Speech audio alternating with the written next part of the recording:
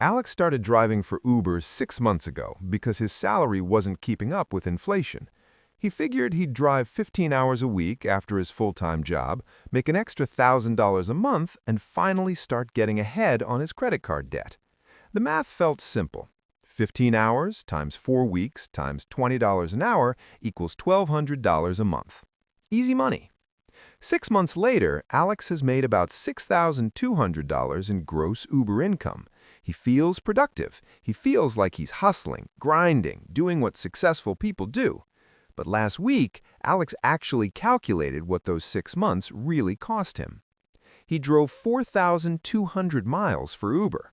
At the IRS standard mileage rate of 67 cents per mile, which accounts for gas, depreciation, maintenance, and insurance, his vehicle costs alone came out to roughly $2,800. That means his real income was only $3,400 over 6 months. He worked about 360 hours. His actual hourly wage? $9.44, less than minimum wage in his state. And it gets worse. Alex didn't account for the time spent waiting for rides. He didn't account for cleaning his car. He didn't account for driving to high-demand areas. He didn't account for managing the app between passengers. He didn't account for the extra stress that made him less productive at his primary job, which led to a weaker performance review and a smaller raise than his coworkers received. He didn't account for the weekend he spent sick because his immune system was wrecked by chronic sleep deprivation. He didn't account for the strain on his relationship when he canceled date night 3 weeks in a row because surge pricing was high. Alex made $3,400. Alex lost far more than that in ways he never calculated. And Alex isn't alone. He's the rule, not the exception. My name is James, and I spent the last 4 months analyzing why the side hustle economy is making people work more hours while building less wealth.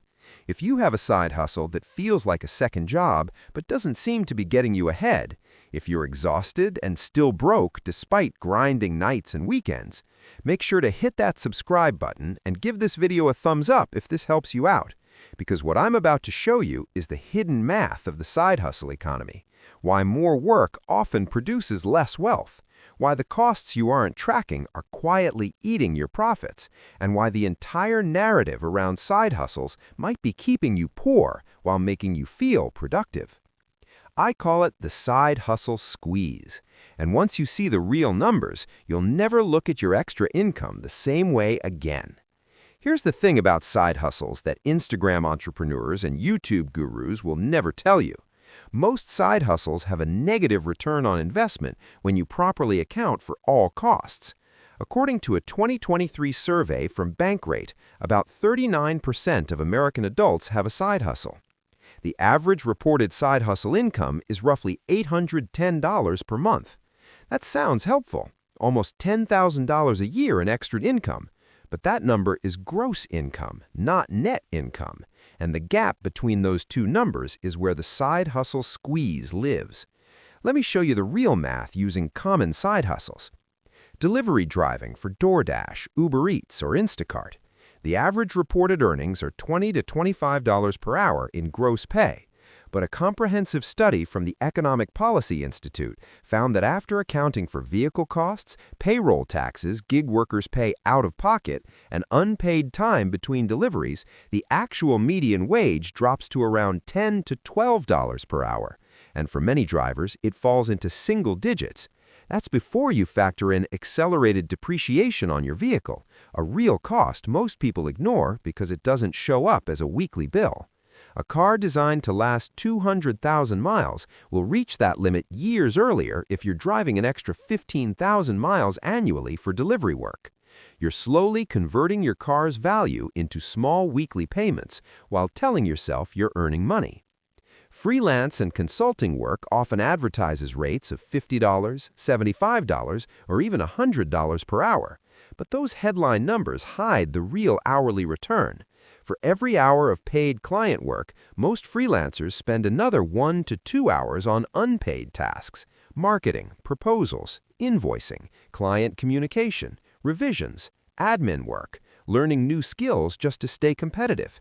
A freelancer billing $50 an hour who spends equal time on unpaid work is actually earning $25 an hour. Then subtract self-employment taxes of roughly 15%. Now you're closer to $21 an hour. If you left a salaried job paying the equivalent of $35 an hour with benefits, your $50 freelance rate is actually a pay cut disguised as a raise. Here's where it gets really interesting, because everything I've described so far is just the visible cost. The invisible costs, opportunity cost, health cost, and cognitive cost, are often larger than the financial costs and almost never calculated. Opportunity cost is what you give up by choosing to spend time on your side hustle.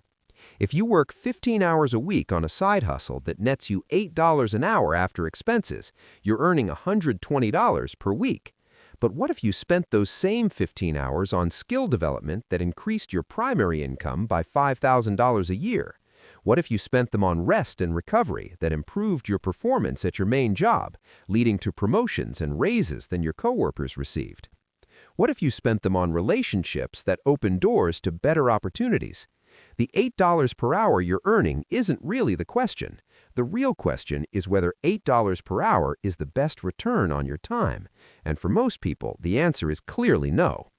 A 2019 study from Harvard Business Review found that workers who invested time in skill development saw earnings increases of roughly 10 to 20% over 5 years. 15 hours a week invested in learning a high-value skill, coding, data analysis, sales, negotiation, could increase a $60,000 salary by $6,000 to $12,000 per year permanently. That's a far higher return than any gig economy side hustle will ever provide. Health cost is just as significant and almost never factored into side hustle math. Chronic sleep deprivation, which affects the majority of people working full-time jobs plus side hustles, has been linked to decreased cognitive function, weakened immune systems, increased risk of chronic disease, and reduced workplace productivity. A 2022 study from the Rand Corporation estimated that sleep deprivation costs the U.S. economy over $400 billion a year in lost productivity. On an individual level, working an extra 20 to 25 hours per week means sleeping less, exercising less, recovering less. The productivity you lose at your primary job, the sick days you accumulate, the long-term health problems you're quietly planting, these are costs that will come due eventually, and they will dwarf whatever you earned delivering pizzas on Tuesday nights. The third invisible cost is cognitive cost. The mental bandwidth consumed by managing a side hustle is bandwidth that's no longer available for higher value thinking. Research on decision fatigue shows that humans have limited cognitive resources each day, and every decision drains that resource pool. Running a side hustle means making dozens of extra decisions daily: which gigs to accept, how to route deliveries, when to work, how to handle difficult clients, where to find new customers. Every one of those decisions burns energy that could have been spent on strategic thinking about your career, creative problem solving at your main job, or investment research that could generate passive returns. The person grinding a side hustle is often too mentally depleted to pursue the opportunities that would actually change their financial trajectory. They're so busy working in their life that they have no capacity left to work on their life. And here's the cruelest part of the side hustle squeeze. The people who can least afford to waste time on low-return activities are exactly the people most likely to be squeezed. If you're working a side hustle because your primary income isn't enough, you're probably exhausted, probably stressed, probably not in an optimal position to evaluate whether your side hustle is actually helping or hurting you. You see the deposits hitting your bank account and you feel productive. You don't see the invisible costs accumulating, the health declining, the opportunities missed, the main career stagnating because you have no energy left to pursue advancement.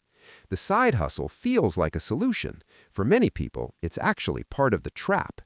Now, you might be thinking not all side hustles are created equal, that some genuinely do build wealth and create opportunities, and you'd be right.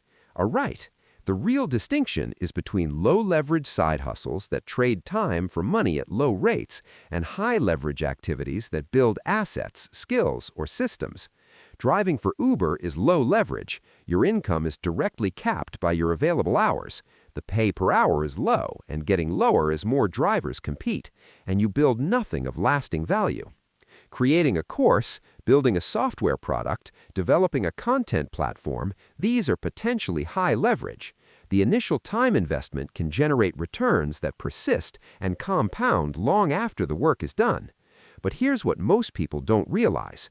High leverage opportunities typically require the exact things the side hustle squeeze eliminates: significant uninterrupted time, mental clarity, creative energy, and the financial runway to wait for returns that aren't immediate. The person grinding 20 hours a week on gig work just to make rent doesn't have the bandwidth to build a high-leverage asset. They're stuck in low-leverage work precisely because they lack the resources to pursue anything better. And the low-leverage work consumes the time and energy that might otherwise create those resources. That's the squeeze. Working more to earn less, too exhausted to escape. Watching the promise of financial freedom turn into another form of financial prison. Here's how to actually evaluate whether your side hustle is building wealth or draining it. First, calculate your true hourly rate. Track every minute spent on side hustle activities, not just paid work, but unpaid admin, commuting, waiting, learning, recovery time. Divide your actual net income after all expenses by your total hours. If that number is lower than your primary job's effective hourly rate, you're going backwards. Second, audit the invisible costs. Be honest about how your side hustle affects your sleep, your health, your relationships, your performance at your main job, your availability for higher value opportunities. These costs are real, even if they never appear on a spreadsheet. Third, apply the replacement test. If you spent those same hours on skill development, networking, or rest, would you likely see a higher return over the next 5 years? For most low-leverage side hustles, the answer is yes. Fourth, identify your escape velocity, the point where your side hustle becomes high leverage instead of time for money. If you can't articulate a clear path from where you are today to scalable or passive income, you're not building an asset. You're just working a second job at a lower rate than your first one. Right now, you probably see yourself as someone who's hustling, grinding, doing what it takes to get ahead. That identity feels productive in a culture that treats busyness as a proxy for value. But there's another way to look at it. You might be working harder than ever while building less wealth than ever, exhausting yourself on low-return activities that feel productive but actually consume the resources you need to pursue high-return opportunities. The side hustle economy promised financial freedom. For many people, it delivered financial treadmills. They spend faster and faster without going anywhere. Alex is still driving for Uber. He's too tired to think about alternatives, too committed to the sunk cost of his vehicle depreciation to walk away. He tells himself he'll figure something better out next month, but next month never comes because he's always too busy working to think about how to stop working. The side hustle squeeze has him exactly where it wants him, generating $9 an hour for platforms that take 30% while he slowly burns through his car, his health, and his chance at something better. Stop measuring your hustle by how busy you are. Start measuring it by what you're actually building. I've spent way too much time thinking about this stuff, so you don't have to. If this changed how you see your side hustle, hit that like button and subscribe. I'll see you in the next one.